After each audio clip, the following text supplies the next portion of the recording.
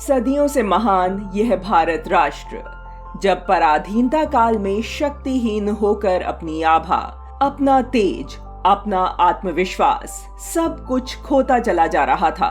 विदेशियों द्वारा हमारे संस्कारों को, हमारे आदर्शों को, हमारे मूल्यों को चूर चूर करने की लगातार कोशिशें हो रही थी। हमें हमारी जड़ों से काट डालने का षड्यंत्र रचा गया था।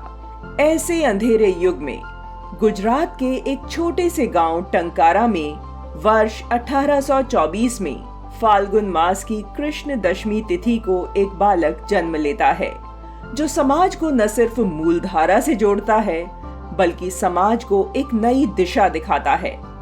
वह बालक कोई और नहीं, आधुनिक भारत के महान चिंतक, समाज सुधारक, राष्ट्र ऋषि स्वामी दयानंद सरस्वती जी थे। गुरु विरजानंद से दीक्षा लेकर 1857 के स्वातंत्र्य समर में स्वामी जी पूरी शक्ति से जुट गए थे। स्वातंत्र्य समर के बाद स्वामी जी ने आर्य समाज की स्थापना की और लोगों से वेदों की ओर लौटने का आह्वान किया।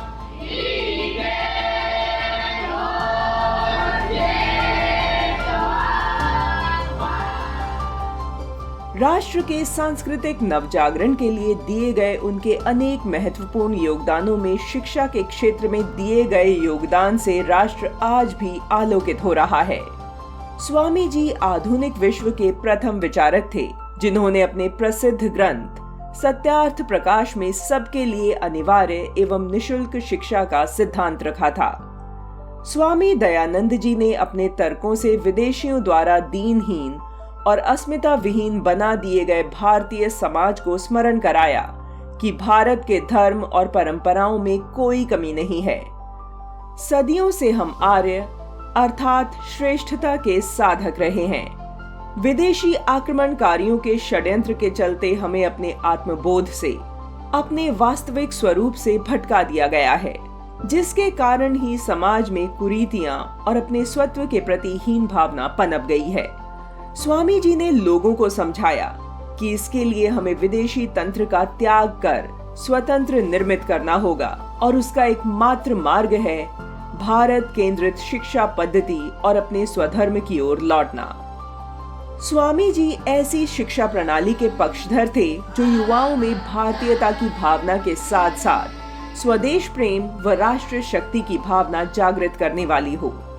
उनका मानना था कि बालक की शिक्षा माँ के गर्भ से ही आरंभ हो जाती है, इसलिए माँ को बच्चे के जन्म के पश्चात ही बालक को भाषा, संस्कृति, साथ ही विचार, परंपराओं का ज्ञान प्रदान करना चाहिए, जिसके लिए माँ का सुसंस्कृत होना अनिवार्य है। प्राचीन भारत की माताएं शिक्षित थीं, इसलिए उत्तम संतानों का निर्माण करती थीं। पराधीनता काल में पतन को प्राप्त हो चुकी नारी शिक्षा और सामाजिक कुरीतियों के चलते महिला के विरुद्ध समाज में पनपे हर प्रकार के भेदभाव का स्वामी जी ने खंडन किया।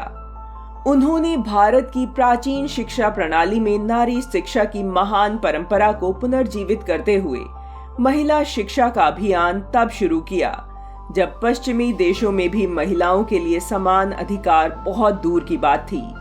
उनके अनुसार शिक्षा का उद्देश्य समाज में ऐसे नर नारियों का निर्माण करना है जो चरित्रवान हों और अपने परिवार, समाज और राष्ट्र से संबंधित कर्तव्यों का निष्ठापूर्ण पालन करने वाले हों।